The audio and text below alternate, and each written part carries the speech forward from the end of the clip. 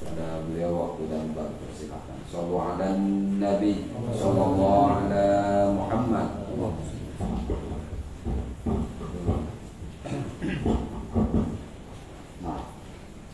Bismillahirrahmanirrahim. Assalamualaikum warahmatullahi wabarakatuh. Alhamdulillahilladzi an'ama ni'matan iman wal islam wa asyhadu an la ilaha illallah wahdahu la syarika lah wa asyhadu anna Muhammadan abduhu wa rasuluh la nabiyya ba'dah. Allahumma sholli wa sallim wa barik ala sayyidina Muhammadin wa ala alihi wa sahbihi ajma'in, amma ba'du. Allahumma rabbi shrah li sadri wa yassir li amri wa hlul 'uqdatam min lisani yafqahu qawli. Allahumma arinal haqqa haqqan warzuqna ittiba'ah wa arinal batila batilan warzuqna ijtinabah. Alhamdulillah, puji beserta syukur marilah sama-sama kita panjatkan kehadirat Allah yang telah memberikan kepada kita kebaikan, rahmatnya.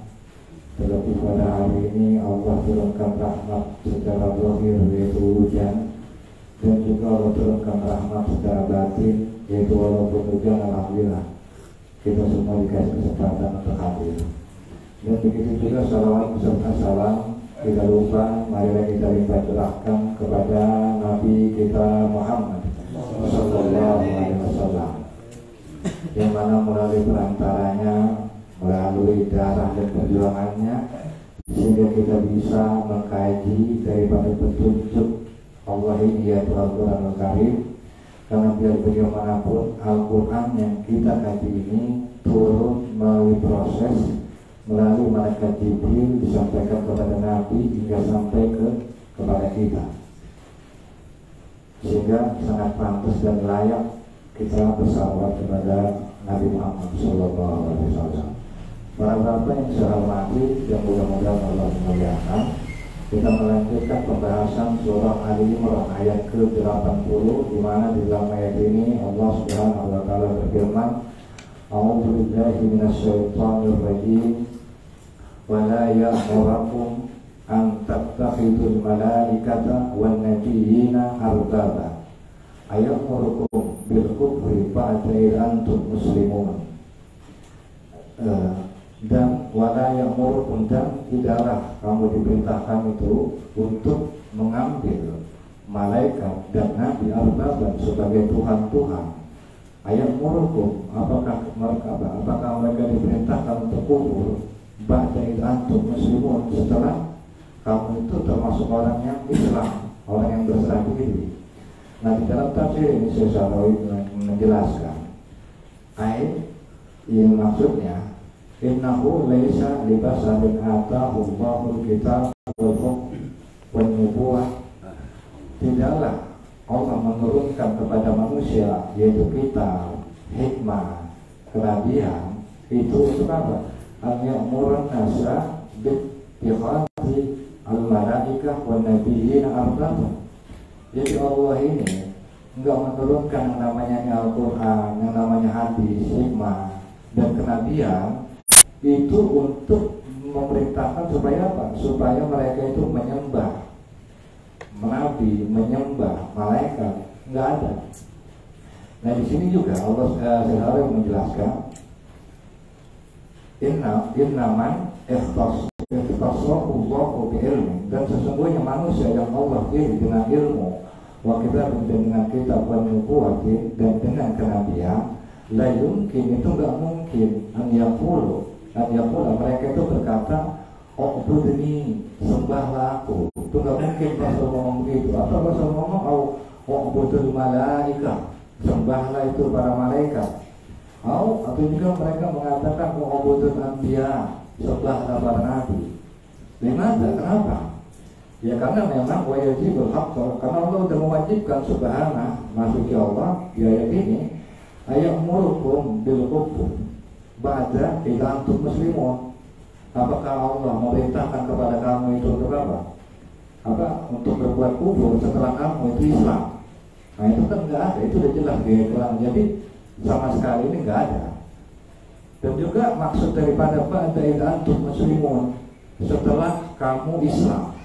Ini menunjukkan, kalau kata Syarawi, bahwa kejadian ini atau kasus ini terjadi memang itu di kalangan orang-orang Islam ketika itu atau sahabat. Itu datang kepada Rasulullah, mereka bilang sama Rasulullah, nahnu nuridu an-nu'tika, ya apa kata ya Rasulullah, sesungguhnya kami bermaksud memberikan kepada kamu wadiah posisi ta'zim, yaitu mengagungkan aksara min ayyi ka ini, itu mengagungkan lebih dari makhluk apapun. Wa nuridu, dan juga kami bermaksud an-nasjuda laka, sujud kepada engkau ya Rasulullah. Gitu. Maka Rasulullah, Nabi Muhammad SAW, maka Nabi Muhammad menjelaskan lahum kepada mereka, inna sujud ya, sesungguhnya sujud itu la yakuna illallah, itu hanya untuk Allah Subhanahu wa ta'ala. Artinya apa? Di dalam hal ini Rasulullah jujur, Rasulullah gak curang. Jadi gak mentang-mentang udah dikasih apa, dikasih peluang, orang mohon maka sampai sujud dan akan mengagungkan Rasulullah melebihi makhluk apapun, dan bahkan sampai sujud. Rasul tolak. Kenapa? Karena Rasul jujur, karena Rasul gak curang. Gitu. Dalam hal ini artinya apa? Petunjuk yang kita bisa ambil kan? Ini dalam hal ini adalah Rasulullah. Itu apa? Kita mengagungkan Rasulullah boleh, cuma jangan sampai kita menyembah kepada Rasulullah. Nah kalau misalnya kita cerminkan diri kita dalam kehidupan kita sehari-hari, ya kan? Memang Rasulullah nggak ada. Dan juga kadang kita dalam hidup ini punya tokoh favorit, tokoh yang kita agungkan. Nah terhadap tokoh yang kita senangi, terhadap tokoh yang mungkin kita cintai, boleh kita hormati ya, cuma jangan sampai taksub. Dia salah, dia benar, pokoknya gua dukung lah, begitu. Ya misalnya nih, saya masuk organisasi misalnya pemuda Pancasila, gak peduli itu ketuanya maupun masalah, gue bela. Padahal kalau ketua lama, nggak ada ucapan perbuatan yang bahaya apa boleh dibela mati-matian kecuali ucapan Rasulullah. Jadi kalau ucapan orang nggak usah bela mati-matian, kecuali ucapan itu adalah ucapan Rasulullah, gitu Pak. Dan juga di kelanjutan ayat Allah Subhanahu wa ta'ala berfirman, wa ittakhadallahu mitsaqan nabiyyin, dan ingatlah ketika Allah mengambil perjanjian kepada para nabi, lama ataitukum, dan sungguh kamu akan diberikan min kitab, daripada kitab, wal hikmah, dan hikmah, summa ja'akum, kemudian didatangkan kepada kamu rasul, yaitu seorang rasul musaddiqun, yang membenarkan bima ma'akum, yang apa yang ada pada kamu. La tu'minun nabi, sungguh kamu akan berimaninya, wala tansurunnahu, dan juga kalian akan, dan kamu akan menolongnya. Qala, mereka berkata, Allah Subhanahu wa ta'ala berkata, aqrartum, apakah kamu sudah berikrar, wa aqrartum, dan juga apakah kamu sudah mengambil ala zalikum, terhadap yang demikian itu, istri yang merupakan janjiku. Lalu mereka berkata, aqrarna, kami telah berikrar. Qala fashhadu wa ana ma'akum minas syahidin, maka saksikanlah bahwa aku bersama orang-orang yang bersaksi. Nah di dalam tafsir ini saya selalu mengatakan hadis ayat ini tad'aluna nata'arrafu, itu maka di sini menjadikan kita mengetahui ala asbab, terhadap sebab-sebab diutusnya para rasul. Dan diutusnya para rasul itu apa?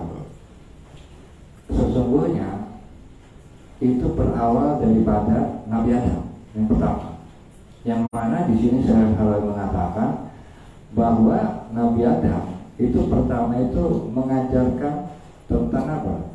Tentang bagaimana hidup ini berjalan harmonis kepada anak-anak itu. Ya, jadi bagaimana hidup harmonis, sistemnya harus akur, harus bagaimana dia dari masalah alat, masalah itu. Dan juga Nabi Adam ini menyampaikan kepada anaknya, yaitu ajaran sebagaimana ajaran mereka itu mengenai apa? Mengenai amrul hayati, yaitu urusan-urusan dunia, kayak mulai masalah bertani, masalah apa, kehidupan lah, Ya kita mungkin berdagang dan lain-lain itu diajarin sama Nabi Adam. Karena ketika itu memang namanya manusia baru pertama itu, jadi segala sesuatu diajarin, mulai dari nama-nama, kegunaan manfaat dari apa dan ini diajarin sama Nabi Adam. Dan juga Nabi Adam juga mengajarkan tentang hal yang bermanfaat, urusan-urusan buat kehidupan itu kepada anak-anaknya. Dan juga Nabi Adam di sini sedang mengatakan itu menyampaikan mengenai informasi tentang apa? Matlub penting, tentang pentingnya agama. Jadi bukan cuma urusan dunia yang diajarin ke Nabi Adam kepada anak-anaknya. Nabi Adam juga mengajarkan tentang pentingnya agama. Dan juga begitu juga anaknya, wal abnahu yuballighuna abnaihim, anaknya menyampaikan kepada anaknya lagi, gitu. Sampai apa? Sampai akhirnya itu terus berlangsung min zilin ila zilin, dari generasi ke generasi terus itu. Nabi Adam sampaikan ke anaknya, dari anaknya sampai generasi ke generasi disampaikan. Ya kan, terus disampaikan. Tetapi apa? Tetapi akhirnya apa? Karena udah saking jauh, terjadilah yang namanya kelalaian. Dari Nabi Adam sih bagus nih ajarannya, makin kemari makin lalai itu. Sehingga akhirnya diturunkan Nabi Nuh. Karena Nabi Nuh itu diturunkan udah jatuh ke umat apa? Dijatuhkan keturunan Nabi Adam yang udah pada lalai. Nah, mengenai kelalaian ini, Sesawi mengomentari, wah kata Nara, dan dari kejadian ini kita melihat Inna Rabbah ta'ala limanhaj, sesungguhnya kelalaian terhadap ajaran itu innama tutim mu'ala farahal, itu terjadi bertahap. Jadi namanya kelalaian itu nggak sekaligus, Pak. Seperti begini, Bang Rimbon ini kan saya bisa katakan orang yang cinta ilmu. Dan bukan cuma dia cinta ilmu, pengen nularin anak-anaknya yang cinta ilmu juga. Caranya gimana? Diajak ngaji gak mau, wadah pengaji ilmu gue pengen tahu, gak datang juga. Cara dibikin anaknya supaya cinta ilmu. Dan alhamdulillah anaknya cinta ilmu, ya kan? Tapi kecintaan ilmu anak ini nggak seperti Bang Rimbon. Nah, Bang Rimbon cinta ilmu dan dia pengen anaknya juga tahu, pengen cinta juga. Tapi kecintaan ilmu anak ini nggak seperti Bang Rimbon. Artinya apa? Dia cinta ilmu, anaknya nggak diajarin. Karena anaknya ini nggak diajarin, anaknya anak lagi makin jauh tuh dari petunjuk. Nah, itu kan bertahap. Kelalaian ini bertahap. Dari Bang Rimbon mau udah bagus, anak alhamdulillah bagus, tapi anaknya udah mulai ke bawahnya lagi nih. Makin ke bawah makin jauh. Nah, itulah proses kelalaian itu. Kalau manusia salah itu bertahap seperti itu. Begitulah. Makanya kayak bapak-bapak nih, itu udah satu hal yang perlu dipikirin. Jadi kayak punya bapak, kapan punya anak, punya saudara, udah dipikir bagaimana anak ini bisa cinta terhadap ilmu sebagaimana gue cinta terhadap ilmu. Supaya apa? Supaya keturunan kita terus berlanjut, jangan sampai jauh dan jangan sampai lalai. Padahal itu manfaatnya buat orang tua juga. Seperti saya pernah bilang, kalau kita berbuat baik, orang tua dikubur itu senang. Nah, itulah yang perlu kita ketahui dan harus kita ajarkan kepada anak. Tetapi kadang-kadang saya khawatir kalau laki-laki itu. Tetapi kemarin saudara kita meninggal, hilang satu. Kadang-kadang saya berpikir, waduh, kalau hilang satu, kan penerusnya nggak ada, kan begitu. Makanya berpikir bagaimana menumbuhkan kecintaan bapak dan bapak bisa menumbuhkan kecintaan terhadap anak penerus yang bisa meneruskan kepada kayak gini nih, kegiatan pengajian, cigalang dan sampai yang lahir mudah-mudahan. Nah, ini mengenai kelalaian itu artinya apa? Ya memang kelalaian itu secara bertahap. Sehingga akhirnya apa? Sehingga akhirnya kelalaian itu kan merajalela, kejahatan itu merajalela. Maka saya Sarawi bertanya, wa madza yaqtulu lil mujtama' idza shara, maka idza shara afraduhu jami'an min ashabin nafsu al-amaratu bis-su'. Maka apa yang terjadi pada masyarakat jika semua anggotanya itu cenderung pada kejahatan? Kalau itu bukan merajalela tuh. Nah, yang terjadi ini bagaimana kalau misalnya masyarakat itu udah amal kejahatan, dia udah seneng aja, udah cenderungnya mau berbuat jahat. Maka di sini saya cara menjelaskan bahwa sesungguhnya maksudnya innal fasada qad tamma, kejahatan itu udah meluas. Maka mau nggak mau harus dijatuhkan yang namanya putusan, kalau kata Sarawi. Karena li'annal muradul haq, karena sesungguhnya Allah itu memiliki tujuan. Yaitu tujuan apa? Huwa hidayatun nas, memberikan hidayah kepada manusia. Maka Allah mengadakan kepada kita utusan yang menyampaikan risalah, yaitu kenabian. Dan salah satu bukti Pak, bahwa Allah itu sebenarnya pengen kita ini dapat hidayah, pengen kita dapat benar.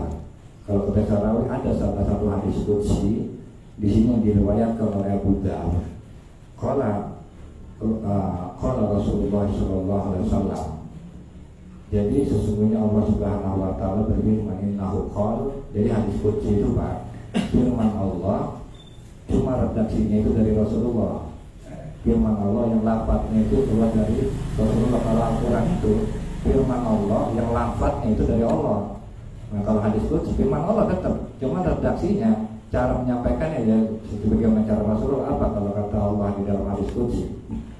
Ya ibadi, wahai hambaku, inni haramtu dzulma, sesungguhnya aku mengharamkan kezaliman ala nafsi, terhadap diriku, wajaltuhu, dan aku menjadikan kezaliman itu bainakum, di antara kamu, muharraman, itu haram. Pada tauzalamu, maka jangan kalian saling berbuat zalim. Ya ibadi, wahai hambaku, kullukum dhallun, sesungguhnya setiap kalian atau semua kalian itu sesat. Illa man hadaituhu, kecuali orang yang aku berikan petunjuk. Fastahduni, maka mintalah petunjuk kepada aku, ahdiku, maka aku akan berikan petunjuk kepada kamu. Ya ibadi, wahai hambaku, kullukum ja'i'un, sesungguhnya kalian itu lapar. Illa, kecuali man antuhu, kecuali orang yang aku berikan makan. Fastaqimuni, maka mintalah makan kepadaku. At'imkum, aku akan berikan kamu makan. Ya ibadi, wahai hambaku, kullukum arin, setiap kalian itu telanjang. Illa man kasautuhu, kecuali orang yang aku berikan pakaian. Fastaksuni, maka mintalah pakaian kepadaku. Aksukum, aku akan berikan kalian pakaian.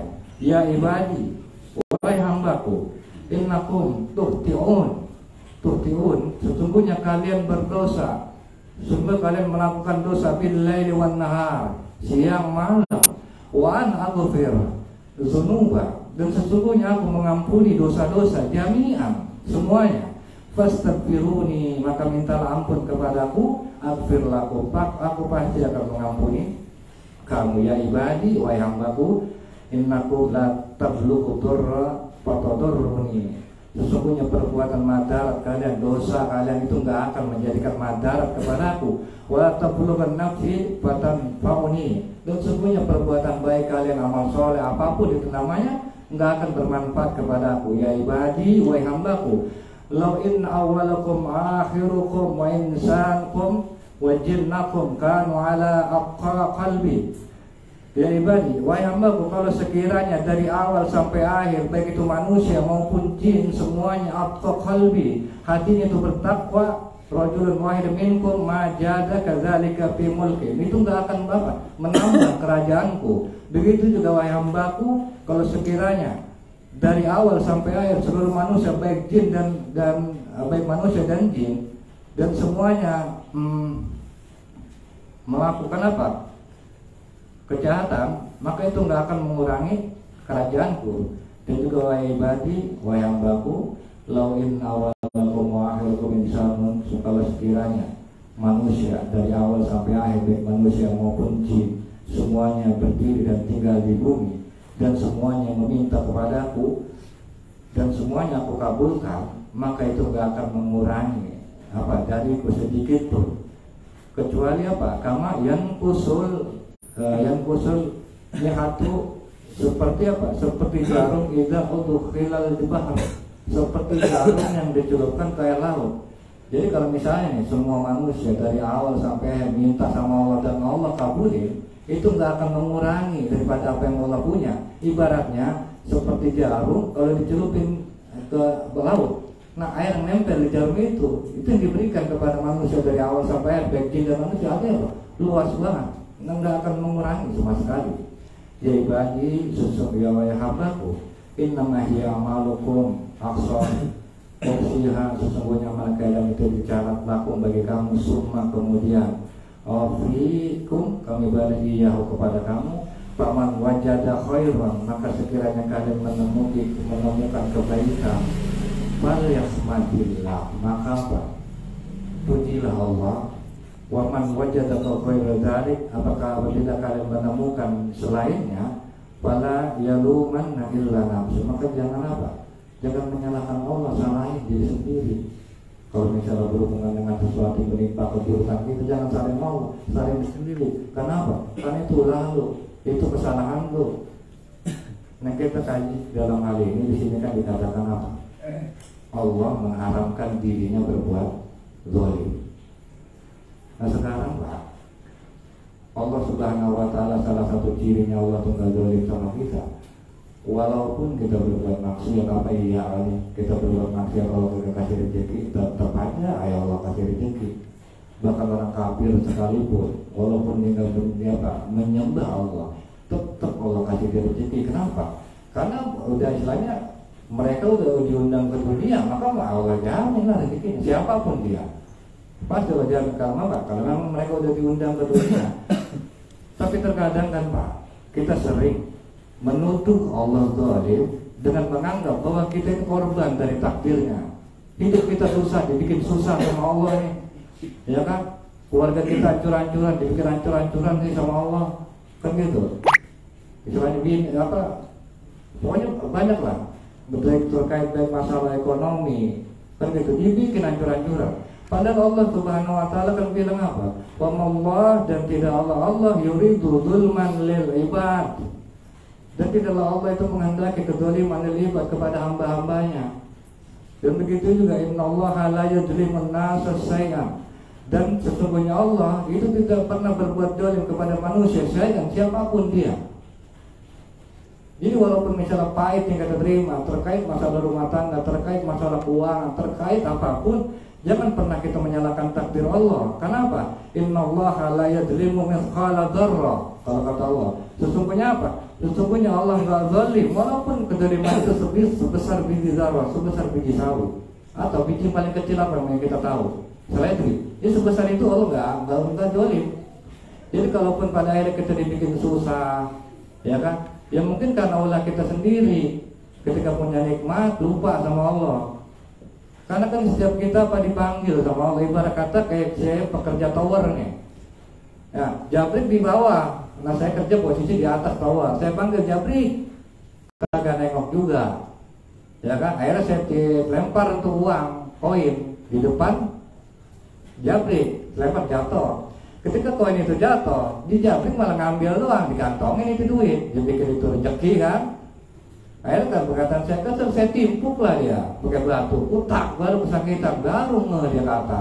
Nah begitu juga kadang-kadang kita.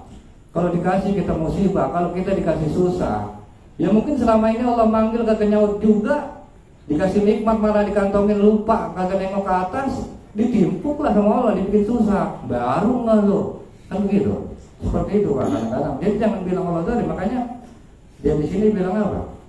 Waman wajada ghairu dzalik, maka barang siapa yang mendapatkan kesusahan atau sebaliknya itu tadi, bala yalumanna, maka jangan menyalahkan Allah, kita nafsu, kedua salahin diri sendiri kalau Allah gitu. Dan juga di sini katakan kan kita selalu lapar, kita ini kan akan kata lapar, kecuali orang yang Allah kasih makan. Jangan namanya lapar Pak, jangan terlalu kita mengartikan lapar secara dohir. Kadang-kadang kita dohir jadi pikir kalau ada lapar perut, nggak usah disuruh ya, buru-buru kita makan. Padahal kan kita punya yang namanya juga sisi lainnya, sisi batin, yaitu dimana kita butuh nasihat, butuh diingetin, kan gitu, butuh disadarin, dan itu kan merupakan tanda kalau jiwa kita ini lapar. Maka apa? Penuhin dong, jangan cuma nempanin lu punya fisik doang, ruh juga harus diempanin. Caranya gimana ya? Kayak ngaji, ini kan merupakan bentuk daripada hidangan Allah Pak. Petunjuk ini yang Allah turunkan itu merupakan bentuk daripada petunjuknya Allah Subhanahu Wa Taala. Dan juga terkait masalah tadi saya bilang Allah nggak pernah zalim. Jadi yang namanya Allah saya bilang nggak pernah zalim, Karena dalam kehidupan ini ada sisi zahir, sisi batin. Sebagaimana yang terjadi antara Nabi Musa dan Harun. Kalau Nabi Musa itu hanya berkutat pada sisi zahir atau kita bilang syariat. Sementara Nabi Khidir itu berkisar pada posisi batin atau hakikat. Maka nggak nyambung sebenarnya. Terus mengenai sikap Nabi Nabi Musa yang cenderung menyalahkan Nabi Ibrahim wajar.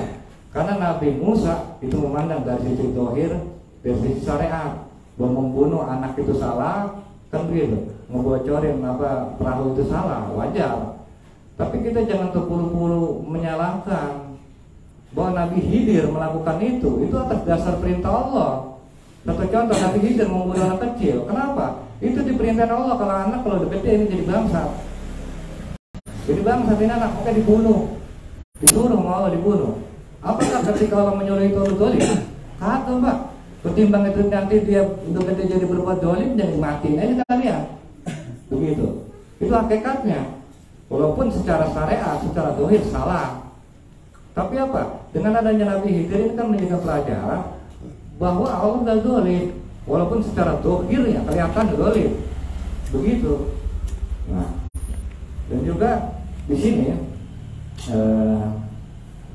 saya menegaskan bahwa tidak dengan demikian Faindama Yusuf Walana, bahwa sesungguhnya ketika Allah memberikan syariat kepada kita itu amron bahwa Yusuf Yuhu limaslahatnya, yaitu untuk kemaslahatan kita. Jadi kalau memerintahkan apapun dalam ajaran Islam itu tujuannya buat kebaikan kita, buat kemaslahatan kita, itu nggak ada yang lain.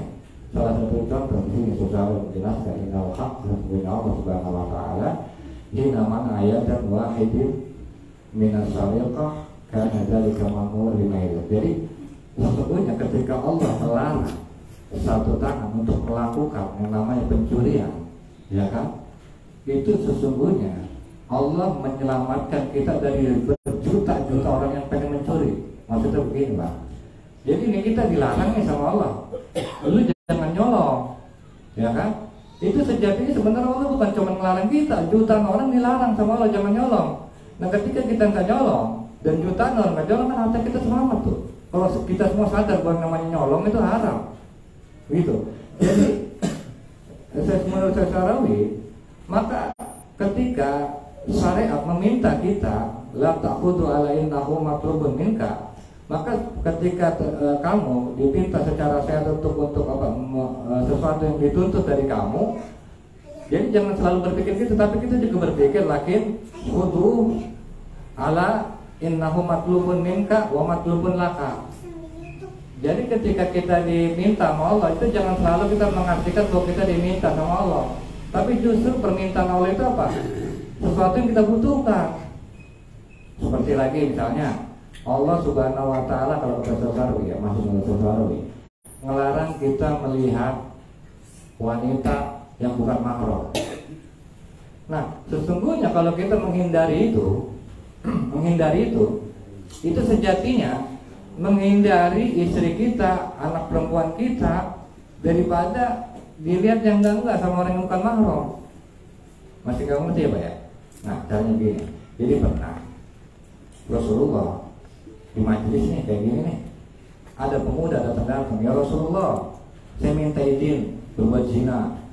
Kalau kata dua orang, ramai itu sahabat, gila aja pemuda. Pertanyaan yang udah jelas jawabannya pakai ditanya, kan gitu. Oh itu para sahabat pada gempar tuh mendengar pemuda minta izin zina. Akhirnya apa? Suruh itu pemuda sini mendekat kepada Rasulullah. Disuruhlah mendekat itu pemuda, dibilang kepada Rasulullah, nanya Rasulullah, sekarang bagaimana perasaan lo kalau misalnya ibu lu dijinain orang? Waduh, nggak mau, demi Allah ya Rasulullah, saya sebut sebagai tulisan, demi Allah saya nggak mau. Nah, kalau lu nggak mau, begitu juga orang nggak mau ibunya itu dijinain sama orang. Sekarang gue tanya lagi, sekarang bagaimana kalau anak perempuan lu dijinain orang? Waduh, demi Allah gak mau ya Rasulullah, saya walaupun saya sebagai tulisan saya gak mau. Nah begitu juga orang lain gak mau anaknya itu apa? anaknya itu dinodai, dijinai oleh orang lain. Artinya apa? Kalau lu nggak mau dibikin orang, lu jangan berzina. Gitu loh. Jadi pelarangan zina yang kita hindari itu sejatinya apa? Menghindari orang-orang itu menjinai keluarga kita, menjinai anak kita. Kalau misalnya kita sadari itu, gitu. Makanya ya itulah terjadi seperti itu. Dan juga di sini Sesarawi masih bertanya, lakin madalika ya'ti, akan tetapi sesuatu yang datang itu ada kontradiksi antara bainal adyan wa musarri wahidun. Nah, kenapa kok yang menjadi pertanyaan, kenapa harus ada kontradiksi antara agama, ada agama Yahudi, agama Nasrani, ya kan begitu, ada agama Islam. Padahal kan semuanya itu dari Allah. Padahal nabi-nabinya itu nabi Allah semua itu. Nabi Isa, nabi Allah. Ya kan, Nabi Musa, nabi Allah. Kenapa kok sampai akhirnya ujung-ujungnya kok dari semua nabi yang membawa ajaran masing-masing itu jadi terpecah-pecah tuh. Ada agama Nasrani, ada agama Yahudi. Nah, di sini saya cara menjelaskan bahwa sesungguhnya kami membebaskan Rasul itu daripada apa? Kontradiksi. Jadi namanya Rasul itu nggak mungkin kontradiksi. Semua Rasul sama mengajarkan tauhid, kalau kata Sesarawi. Tetapi apa? Tetapi oleh sebab apa? Oleh sebab ada sebagian daripada pengikut para nabi ini yang mengambil keuntungan. Keuntungan apa? Untuk kekuasaan sementara. Ya, jadi kalau kata Sesarawi, ketika datang orang Nasrani kepada orang Yahudi, itu rabinya Yahudi bilang apa? Nahnu la nuridu Nasraniya. Gue nggak pengen agama Nasrani. Kenapa Pak dia tolak? Karena kalau misalnya dia terima Nabi Isa, itu mengganggu tuh Yahudi dong.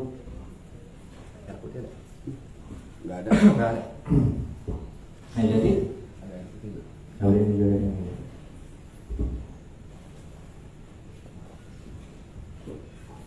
Nah, jadi Pak. Udah. Jadi itu karena apa? Karena ganggu posisi dia yang tadi udah dihormatin, kan datang nabi baru acak-acakan. Dan ini kan terjadi itu di para nabi. Akhirnya apa? Terjadilah perselisihan antara agama satu dengan agama lain. Sebab apa? Semuanya punya kepentingan. Nah, begitu juga kalau kita cerminkan dalam kehidupan kita sekarang, emang udah gak ada para nabi, yang ada para ustaz. Terkadang kan kenapa jadi pertanyaan ada perselisihan antara ustaz satu sama lain? Itu tadi, kalau ustaz itu memiliki kepentingan masing-masing. Padahal Allah udah bilang, ud'u ila sabili rabbi, ajak manusia ke jalan Tuhan. Kan Allah bilang begitu. Tapi yang namanya ustaz itu mengajak macam-macam, ajak orang supaya menghormatin gua, ajak orang supaya mengagungin gua. Akhirnya nggak nemu antara ustaz satu dengan ustaz yang lain. Kayak misalnya nih ajaran, walaupun padahal kan kita semua sama tujuannya. Ud'u ila sabili rabbi, ajak manusia ke jalan Tuhan. Kalau misalnya tujuannya sama, nggak bakal ribut itu, nggak bakal ada perselisihan. Cuma karena mereka ngerasa, waduh, ini ada ustaz lebih muda nih, pendatang baru, bisa kesindir posisi gue nih, akhirnya kan begitu. Atau misalnya ada ustaz nih, misalnya orang pendatang nih, bukan orang pribumi, bisa kesindir, akhirnya apa? Ya udah, antara ustaz yang satu dengan ustaz yang lain itu kenapa? Dia saling bersinggungan, nggak akur. Nah, kalau misalnya sikap kita begini, itu kita nggak jauh bedanya kayak orang Yahudi, orang Nasrani ini lagunya. Makanya itulah kenapa kan kita dalam Al-Fatihah itu Pak, supaya berlindung, supaya apa? Jadi orang Yahudi, jadi orang maksud kayak begini lagu-lagunya. Bukan kita beragama Yahudi, bukan beragama Nasrani. Cuma lagu-lagu jadi kayak lagu orang Yahudi, jangan lagu-lagu orang Nasrani. Begitu Pak. Tidak saja soal nanti akan sedikit dijelaskan oleh Ustaz Abdul Hamid. Silakan. Assalamualaikum warahmatullahi wabarakatuh. Waalaikumsalam warahmatullahi Baik Bapak hadirin yang dimuliakan Allah Subhanahu wa taala. Demikianlah lanjutan kajian kita yang disampaikan oleh kita masuk ke ayat 80 surat Al-Imran. Alhamdulillah rabbil alamin. Allahumma shalli ala sayyidina Muhammadin الفاتح لما أغلق والخاتم لما سبق ناصر الحق بالحق والهدي إلى صراطك المستقيم وعلى آله وصحبه حق قدره ومقداره العظيم.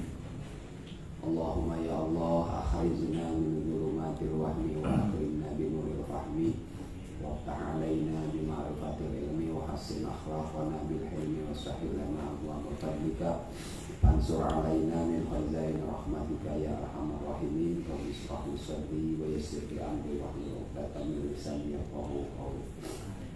Bapak hadirin yang dimuliakan Allah Subhanahu wa taala, pada malam hari ini kita sudah banyak mendapatkan suguhan penjelasan tentang menu-menu bagian-bagian tata cara hidup yang harus kita jalani, yang dipandu oleh Al-Quran sebagai petunjuk hidup kita agar kita bisa memasrahkan segala keadaan ini kepada Allah Subhanahu wa taala.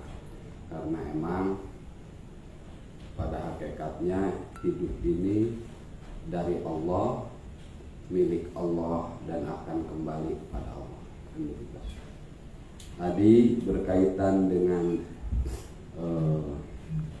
bagaimana kita menjawab keinginan orang-orang yang ingin mengkultuskan sampai harus bersujud kepadanya, maka Rasulullah tampil sebagai uswah yang diamanahi oleh Allah Subhanahu wa taala menjadi uswah bagi manusia sekalian alam.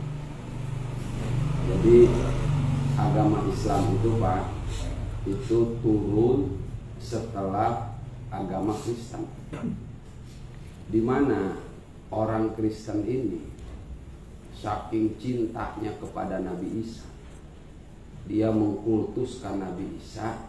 Akhirnya mereka menganggap Nabi Isa itu dianggap anak Tuhan. Nah, dalam Islam ini ada cara, metode yang Allah berikan kepada umat Nabi Muhammad supaya kita ini tidak terjerumus seperti mereka. Metodenya apa? Makanya disyariatkan dalam Islam itu diperintahkan bersolawat kepada Nabi Muhammad SAW. Kenapa? Karena redaksi solawat itu menjaga keadaan supaya kita tidak seperti orang Yahudi Nasrani. Kalimatnya kan solawat itu Allahumma sholli ala Sayyidina Muhammad. Ya Allah, sholli, berikan rahmat kepada Nabi Muhammad, kan begitu. Sehebat-hebatnya Nabi Muhammad, ya kan, seagung-agungnya Nabi Muhammad, tetap posisinya itu adalah sholli, yang diberi rahmat. Jadi pemberinya siapa? Allah Subhanahu wa taala. Makanya barokahnya sholawat itu menjaga itu Pak.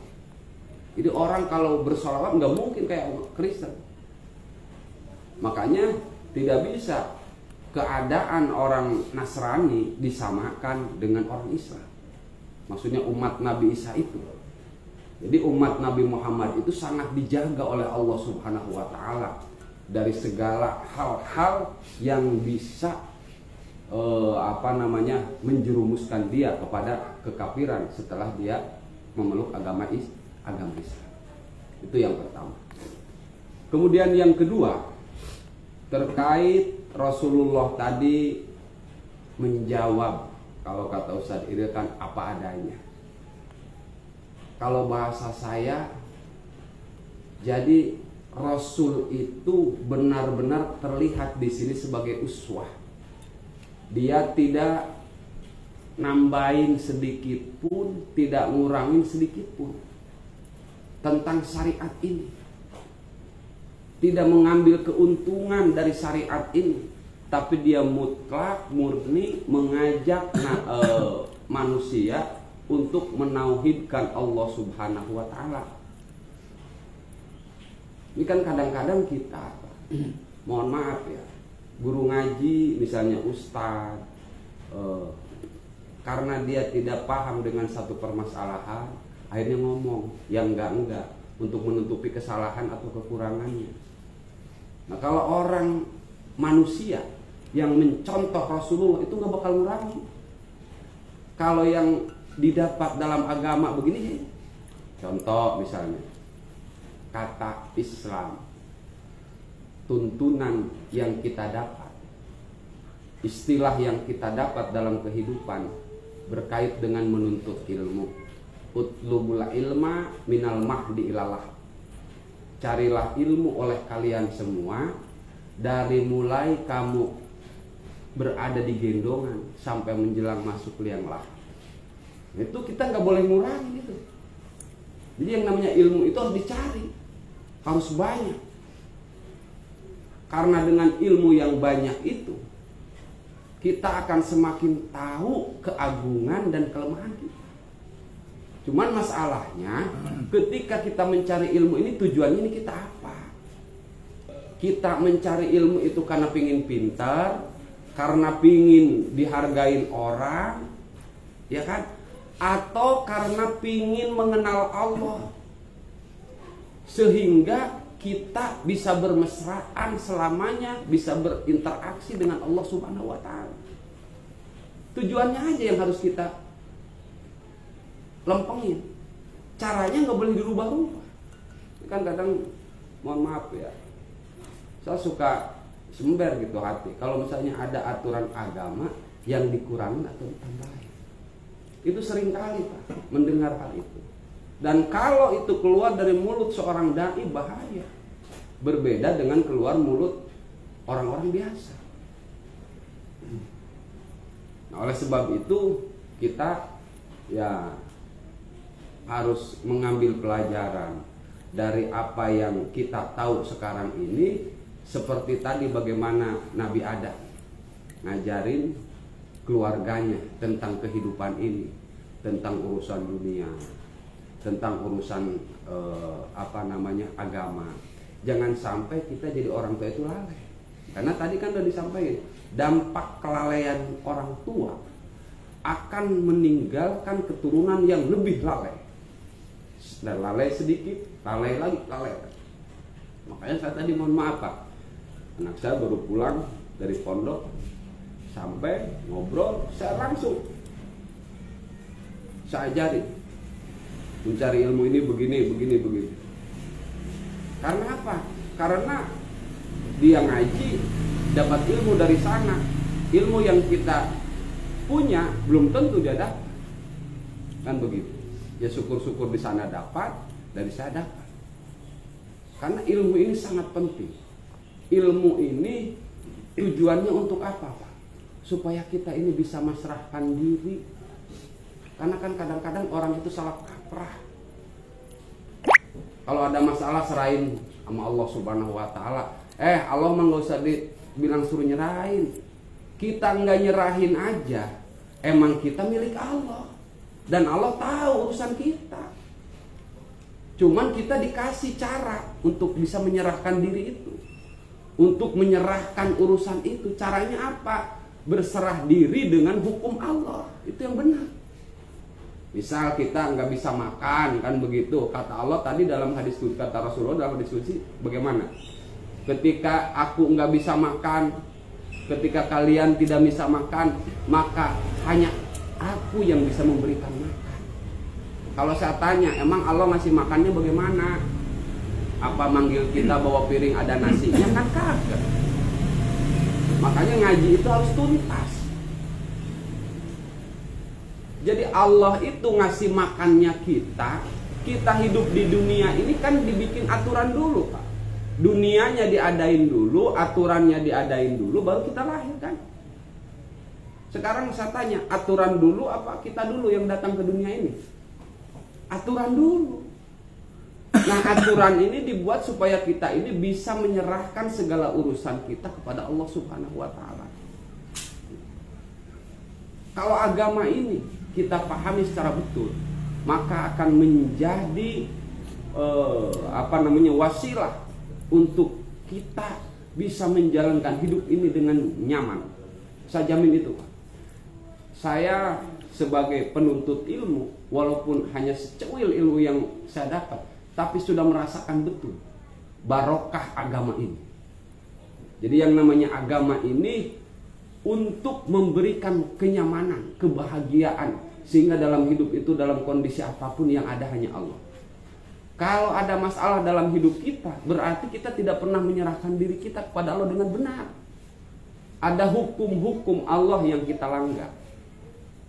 Makanya kan Rasulullah itu ketika tadi ada masalah, ada seorang pemuda datang kepada Rasulullah kan, Nabi, saya mau berzina. Kan Rasulullah gampang jawabnya. Jadi kata Rasulullah ketika pemuda itu ngomong pingin berzina, boleh lu berzina? Kata Rasulullah, dibolehkan Pak, lu boleh, tapi satu syarat. Syaratnya apa? Lu jujur. Begitu kata Rasulullah. Akhirnya dipanggil itu pemuda itu, sini. Mau zina? Ya. Syaratnya jujur ya. Ya.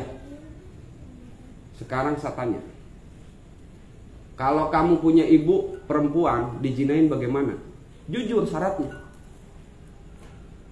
Tobat Pak dia.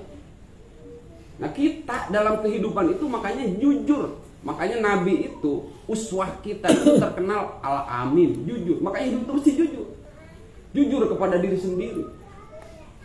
Karena hakikatnya kita bohong kepada orang lain, maksiat kepada Allah, itu jatuhnya kepada diri kita sendiri. Sekarang misalnya bahwa maling itu dilarang, ya kan? Kita jujur aja, jujur. Kalau punya gua dimaling bagaimana? Nipu dilarang, ya kan? Ini kalau gua ditipu bagaimana? Nah itu, kejujuran itu harus selalu ada. Makanya uswah kita Nabi Muhammad SAW dalam kehidupannya itu mendapat julukan Al-Amin, jujur. Oleh sebab itu dalam kesempatan kali ini, kesimpulan dari apa yang kita kaji pada malam hari ini, intinya saya mengajak, mari bersemangat ngaji itu. Jadi begini Pak, ngaji itu jangan cuman sekedar selingan, tapi ngaji ini jadikan kebutuhan hidup kita. Karena apa yang Allah perintahkan kepada kita itu emang buat kita. Kita ngaji, satu caku ngaji tiap hari, sedunia orang ngaji, beribadah kepada Allah, Allah tidak akan bertambah kemuliaannya karena emang Allah sudah mulia dan maha agung. Begitupun sebaliknya, orang semua maksiat, semua durhaka, tidak akan mengurangi sedikit pun kebesaran dan keagungan Allah Subhanahu wa Ta'ala. Makanya kita dalam beribadah pun harus jelas. Jadi ibadah itu tidak boleh kepada yang ada, kepada yang kelihatan. Ibadah itu kita harus kepada yang tidak ada. Yang tidak ada itu apa? Ya Allah. Maksudnya tidak ada itu bagaimana? Tidak ada bandingannya, tidak ada perumpamaannya. Jadi itulah zat yang kita sembah selama ini. Jadi kalau kita masih menyembah yang kelihatan, berarti kita nyembah makhluk. Karena yang kelihatan itu ya makhluk. Makanya kita kan terkadang hidupnya, ibadahnya kadang karena bini, ya kan? Kadang karena tetangga, kadang karena teman. Kita ini beribadah karena Allah. Sehingga kita ini meyakini bahwa hidup itu kita akan kembali kepada Allah. Dan kita harus berada mantap dalam aturan Allah Subhanahu wa Ta'ala. Dari mulai iktikad, ucapan dan perbuatan itu harus satu. Lillah billah. Itu nggak boleh goyang-goyang Pak. Jadi yang namanya hakikat dari agama itu berdoa itu apa? Menyatukan antara tiga komponen tadi. Niat, ucapan, langkah itu mesti satu jalan, satu irama. Jalannya jalan dari Allah, tujuannya kepada Allah. Itu hakikat doa itu begitu. Sekarang kita misalnya tiap hari ya Allah, tapi kadang ngomongnya ya Allah, niatnya lain, langkahnya lain. Nah ini masalah. Nah kita ngaji itu supaya kita bisa memahami itu semua. Kalau kita pahami itu semua, tentunya dengan rasa tazalul kita, rasa hina kita di hadapan Allah, insya Allah Allah pasti menolong kita. Karena apa? Karena Tuhan kita ini kan yang Rahman Rahim. Tenang aja. Kita misalnya ahli maksiat, Allah itu Ghafar, Maha Pengampun. Jadi semua ada pada Allah Subhanahu wa Ta'ala.